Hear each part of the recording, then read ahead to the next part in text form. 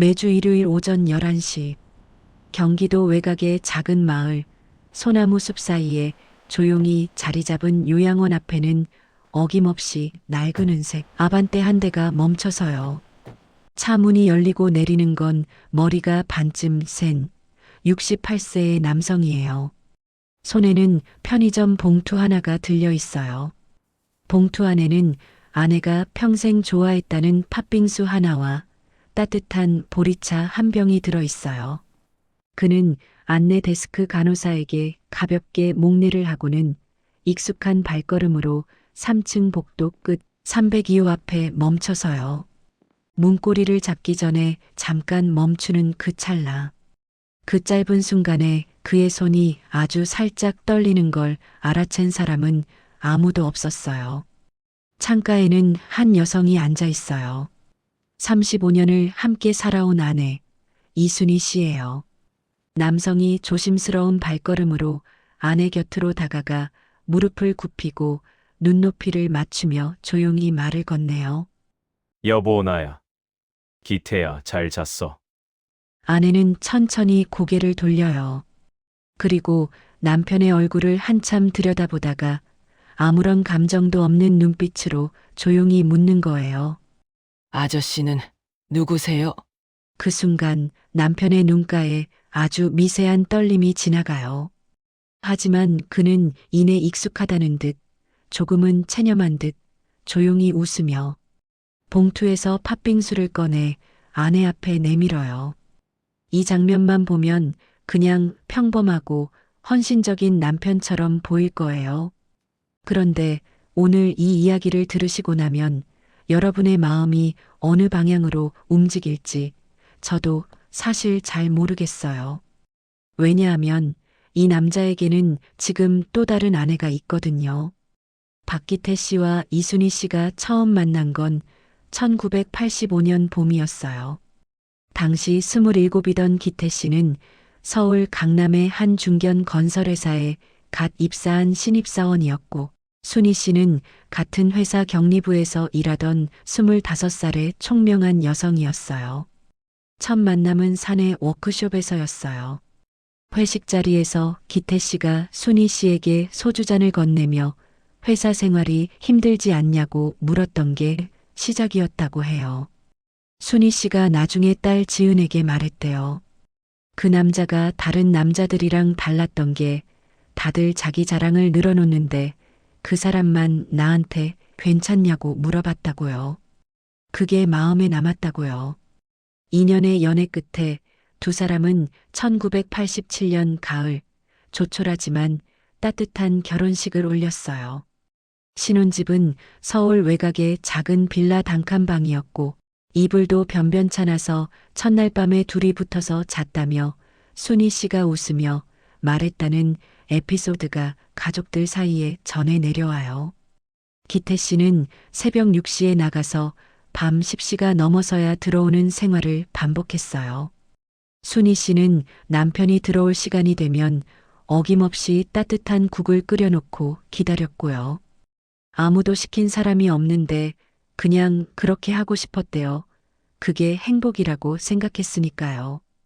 결혼 3년 차에 딸 지은이가 태어났고 다시 3년 후에 아들 준혁이가 세상에 나왔어요. 기태 씨는 주말이면 아이들을 데리고 동네 뒷산을 오르고 순희 씨는 도시락을 싸서 따라왔어요. 지은이는 나중에 이렇게 말해요. 우리 집이 부자는 아니었는데 그게 부족하다는 걸 몰랐어요. 그냥 늘 뭔가 넉넉하게 느껴졌거든요. 그 넉넉함의 실체는 아마도 두 사람이 함께 만들어낸 분위기였을 거예요. 세월이 흘러 아이들이 자라고 기태 씨는 부장으로 승진했으며 순희 씨는 아파트 부녀회장까지 맡을 만큼 동네에서 인정받는 사람이 됐어요. 60대에 접어들면서 두 사람은 은퇴 후의 삶을 설계하기 시작했어요. 제주도 한 달 살기도 해보고 유럽 여행도 가보자고요. 손주가 생기면 함께 육아도 도와주자고요.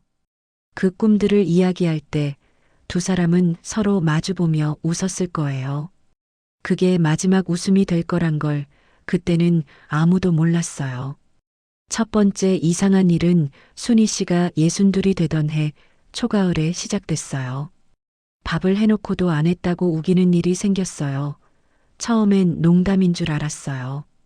두 번째는 장을 보러 갔다가 집에 돌아오는 길을 잊어버리고 30분을 같은 골목을 맴돌다가 이웃 주민이 데려다 준 일이 있었어요.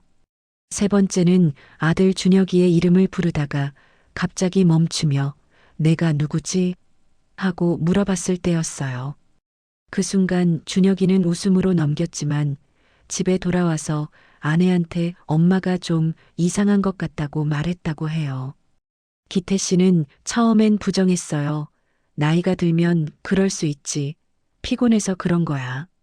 그런데 어느 날 저녁 순희 씨가 가스레인지에 불을 켜놓고 거실에서 잠든 걸 발견했어요.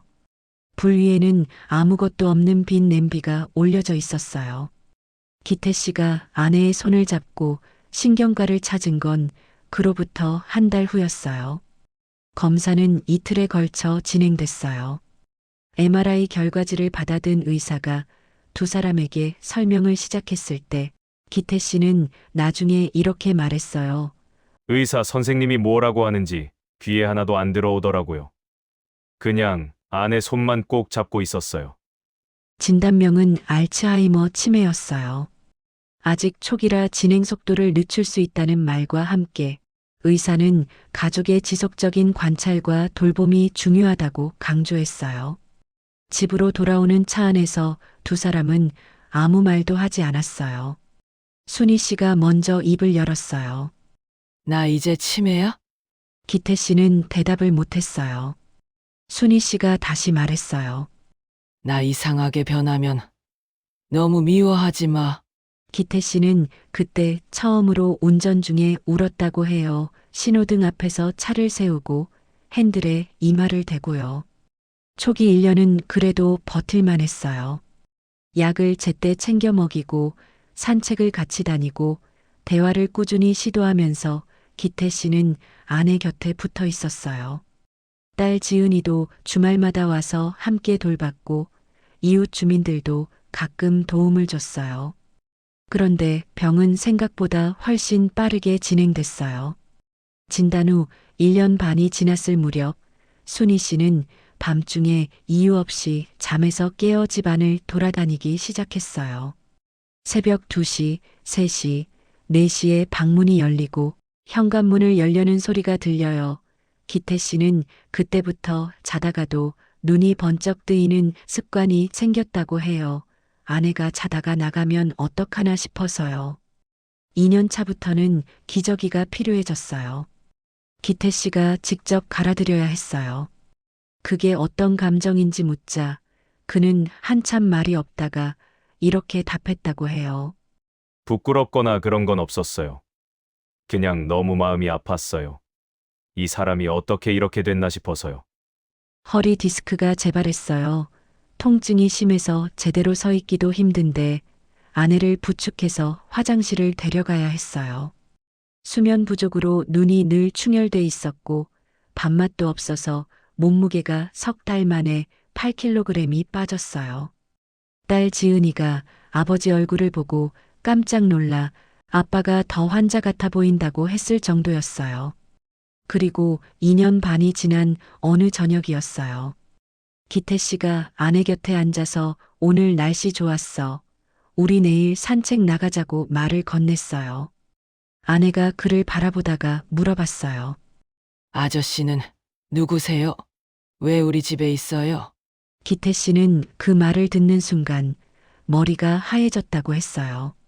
35년을 함께 산 사람이 내가 술 먹고 들어와도 뭐라. 한마디 안 하고 따뜻한 국 끓여주던 사람이 애들 아플 때 밤새 옆에 앉아 이마를 짚어주던 사람이 나를 모른다고 해요.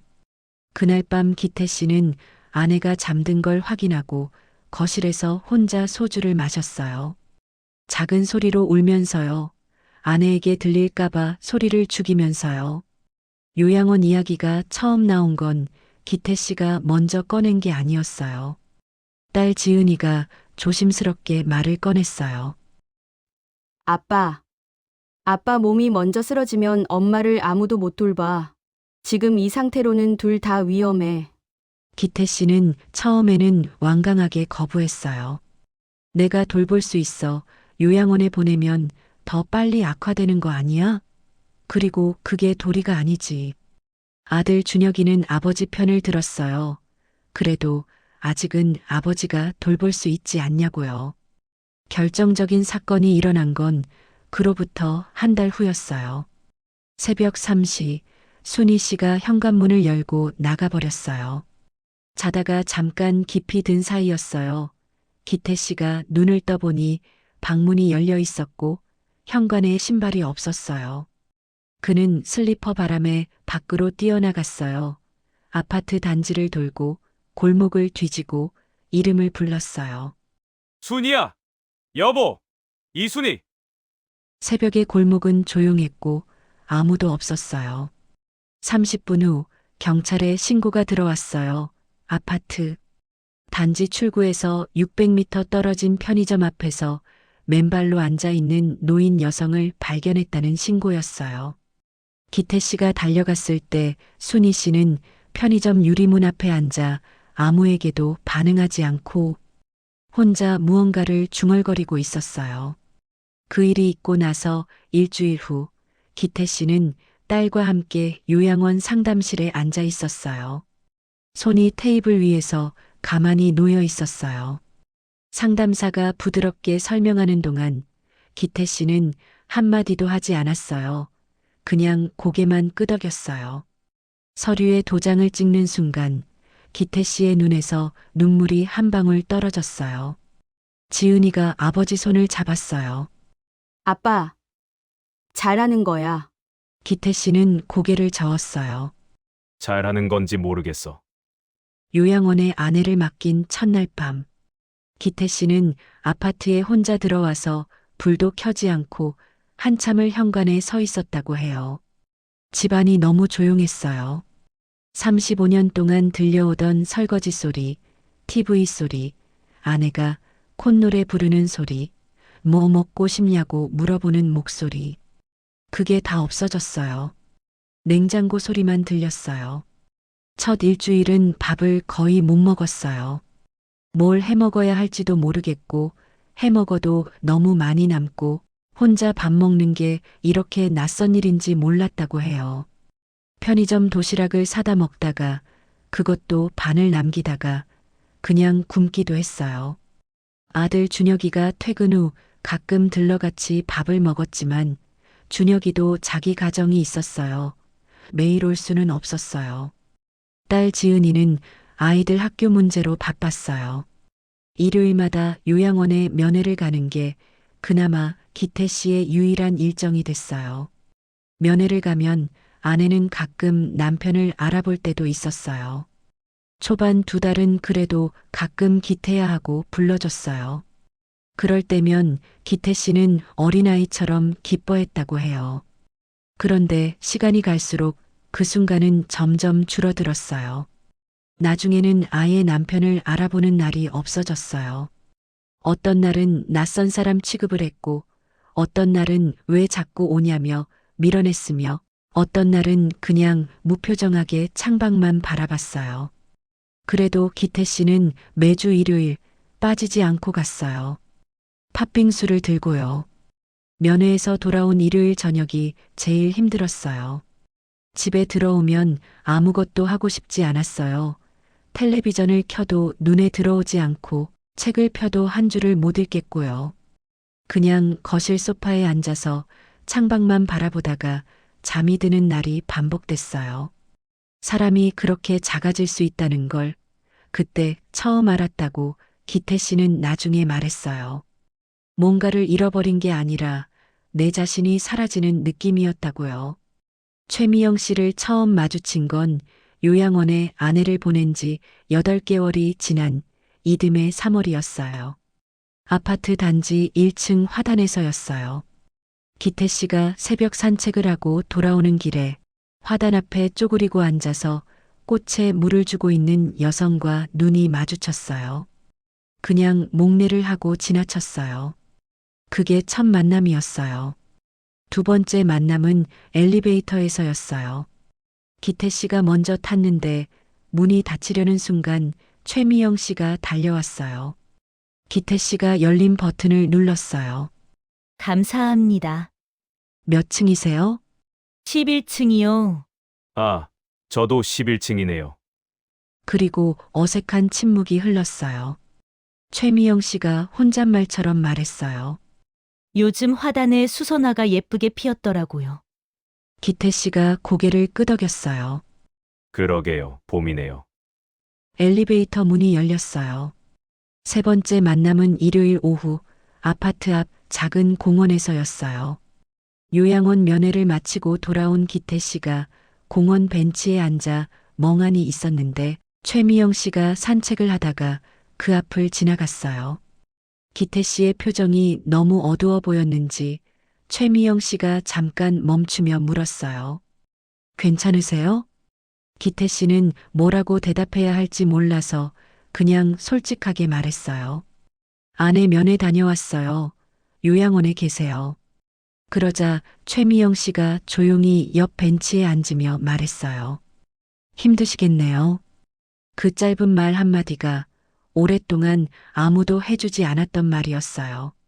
그날 이후로 두 사람은 가끔 공원에서 마주쳤어요. 처음엔 인사만 했고 그 다음엔 잠깐 이야기를 나눴으며 어느 순간부터는 같이 산책을 하게 됐어요. 최미영 씨는 6년 전 이혼한 이후 혼자 살고 있었어요. 아이는 없었고 작은 꽃집을 운영하며 생계를 이어가고 있었어요. 두 사람의 공통점은 외로움이었어요. 그 외로움이 서로를 끌어당겼어요. 처음에는 아무도 그걸 이상하다고 생각하지 않았어요. 동네 이웃끼리 이야기하는 거니까요. 그런데 어느 시점부터 기태 씨는 일요일 면회에서 돌아오는 길이 조금 덜 무겁다는 걸 느끼기 시작했어요.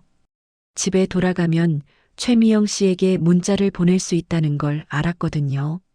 관계가 달라진 건 만남이 시작된 지 6개월이 지났을 무렵이었어요. 최미영 씨가 꽃집에서 일하다가 사다리에서 떨어져 발목을 삐었어요. 기태 씨가 소식을 듣고 죽을 쑤어 갖다 줬어요. 최미영 씨는 놀라며 괜찮다고 했지만 기태 씨는 그냥 문 앞에 놓고 가려다가 안에 들어가서 같이 먹고 싶어서 들어갔어요. 집에 돌아오는 길에 기태 씨는 자신의 마음을 스스로도 이해하기 힘들었다고 해요. 이게 뭔지 모르겠다면서요. 연민인지 외로움인지 아니면 그게 아닌 건지. 그날 밤 기태 씨는 오래 생각했어요. 아내를 배신하는 건가? 35년을 함께 산 사람을 이런 식으로 대하면 되는 건가? 그런데 동시에 이런 생각도 들었대요. 아내는 이미 나를 모른다. 나를 남편으로 기억하는 순이는 더 이상 존재하지 않는다. 남은 건 이름만 같은 낯선 사람이다. 그 생각이 든 순간 기태 씨는 스스로가 너무 나쁜 사람 같아서 또 울었다고 해요. 기태 씨는 변호사를 찾아갔어요. 혹시 이런 상황에서 이혼이 가능한지 알아보고 싶었거든요. 변호사의 설명은 냉혹했어요.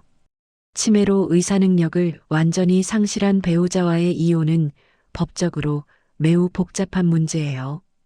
이혼 소송은 당사자 간의 의사 합치 또는 재판을 통한 판결이 필요한데 의사 능력이 없는 배우자는 소송 당사자가 될 수 없어요. 성년후견인을 선임해서 대리 소송을 진행하는 방법이 있긴 하지만 법원이 이를 인용하는 경우는 매우 드물고 설령 진행하더라도 수년이 걸릴 수 있어요. 기태 씨는 말없이 사무실을 나왔어요. 법적으로 그는 유부남이었어요. 앞으로도 아마 평생 유부남으로 살아야 할 거였어요. 기태 씨가 자녀들을 불러 모은 건 관계가 시작된 지 1년이 지났을 때였어요. 처음에 자녀들은 아버지 건강 얘기인가 요양원 비용 얘기인가 했어요. 기태 씨가 말을 꺼내기 전에 한참 손가락만 만지작거렸어요. 그러다가 고개를 들고 조용히 말했어요. 내가 할 얘기가 있어. 같은 아파트에 사는 분이야 50대 후반이고 이혼 후 혼자 사시는 분인데 내가 그분이랑 같이 살고 싶어. 식탁에 정적이 흘렀어요. 지은이가 먼저 젓가락을 내려놨어요. 아버지, 지금 무슨 말씀하시는 거예요? 기태 씨가 천천히 말을 이었어요. 엄마를 버리는 게 아니야. 면회는 계속 갈 거고 요양원 비용도 내가 낼 거야. 그냥 아버지도 남은 인생이 있잖아. 지은이가 목소리를 높였어요. 엄마가 살아 계세요. 아직 살아 계신다고요? 어떻게 그런 말씀을 하실 수가 있어요? 준혁이는 아무 말도 못하고 시선을 내리깔았어요. 기태 씨가 낮은 목소리로 말했어요. 안다. 아버지도 알아. 그런데 법적으로 이혼을 할 수가 없어. 변호사도 만나봤어. 엄마가 서류에 서명을 할 수 없으니까 법적으로는 할 수 없는 거야. 그냥 사실혼으로 같이 살겠다는 거야. 지은이가 자리에서 일어났어요. 그게 더 나빠요. 법적으로도 안 되는 걸 하겠다는 거잖아요. 그러고는 지은이가 코트를 집어들고 밖으로 나가버렸어요. 준혁이만 남았어요. 준혁이는 오래도록 아무 말이 없다가 조용히 물었어요. 아버지, 엄마 보고 싶지 않아. 기태 씨가 대답했어요. 보고 싶지. 매일 보고 싶어. 근데 내가 보고 싶은 엄마는 이미 없어. 그게 더 슬픈 거야. 이 이야기가 지인들 사이에서 퍼지자 반응은 극명하게 갈렸어요. 이해한다는 쪽에서는 이렇게 말했어요. 3년 넘게 직접 간병하고 몸도 무너지고 그러다 어쩔 수 없이 요양원에 보낸 거잖아요. 이미 혼인의 실질적인 내용은 사라진 거예요. 남은 건 법적인 서류뿐인데 그 서류 때문에 남은 인생을 다 혼자 살라는 건 너무한 거 아닌가요? 또 이런 말도 있었어요. 치매는 본인도 피해자지만 가족도 피해자예요. 특히 배우자는 가장 가까이서 가장 긴 시간을 감당해야 하는데 그 사람의 삶은 아무도 신경 안 쓰는 거잖아요. 반대하는 쪽에서는 이렇게 말했어요. 살아있는 아내가 있는데 다른 여자와 사는 건 불륜이에요. 치매라고 해서 아내의 존재가 없어지는 건 아니잖아요. 아내가 의식이 없어도 그 사람이 살아있는 한 남편의 의무는 지켜져야 하는 거 아닌가요? 그리고 현실적인 문제도 제기됐어요. 재산은 어떻게 할 건가요? 아내 치료비는 계속 부담할 건가요? 최미영 씨가 들어오면 아내의 재산에 영향을 주지 않는다는 보장이 어디 있나요? 사실 이 논쟁에 정답은 없어요.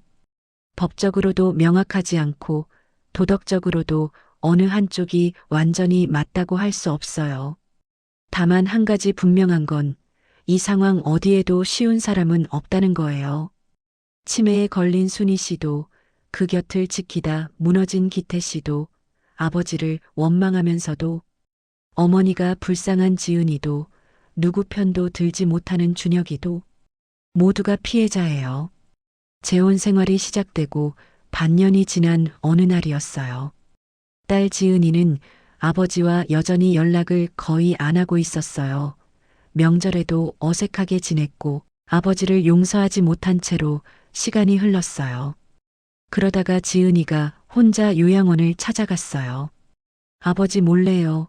그냥 엄마가 보고 싶었어요. 문을 열었을 때 어머니는 창가 휠체어에 앉아 밖을 바라보고 있었어요. 지은이가 다가가 조심스럽게 앉으며 말했어요. 엄마, 나야 지은이야. 어머니는 반응이 없었어요. 지은이가 손을 잡았어요.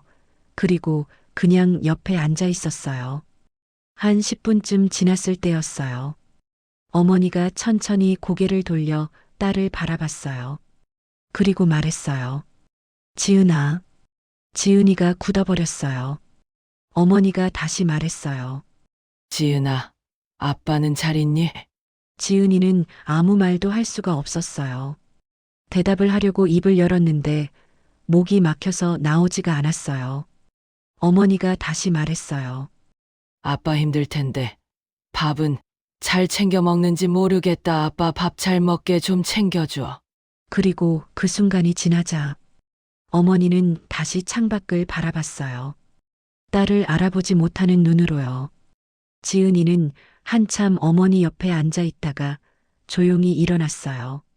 그리고 복도를 걸어 나와서 주차장 구석에 차를 세우고 핸들을 잡은 채로 한참을 울었어요.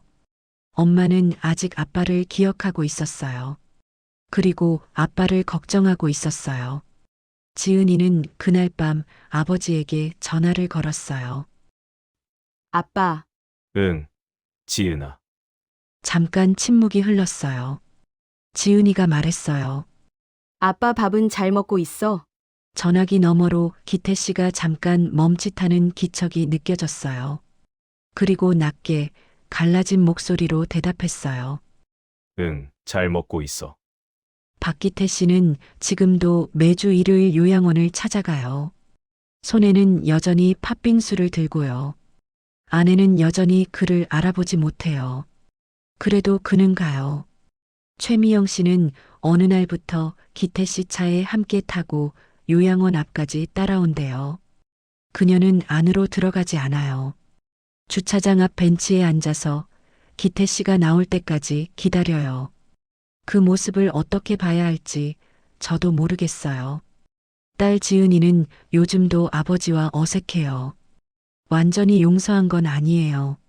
하지만 매주 어머니 면회를 다녀온 날이면 아버지에게 짧은 문자를 보내요. 엄마 오늘 밥 잘 드셨어. 안녕히 주무세요. 기태 씨는 매번 같은 문자로 답해요. 고마워, 지은아. 이 이야기에는 악인이 없어요. 그런데 모두가 아파요. 치매는 환자 한 사람만 데려가는 병이 아니에요. 가족 전체를 천천히 함께 무너뜨리는 병이에요. 오늘 이 이야기를 들으시면서 혹시 마음이 어느 쪽으로 기울었나요? 기태 씨를 이해하게 됐나요? 아니면 여전히 용납이 안 되나요? 댓글로 여러분의 솔직한 마음을 나눠주세요. 여러분의 이야기가 같은 상황에서 혼자 고민하고 있는 누군가에게 큰 위로가 될 수 있어요. 오늘도 봐주셔서 감사하고 다음 이야기로 또 찾아올게요.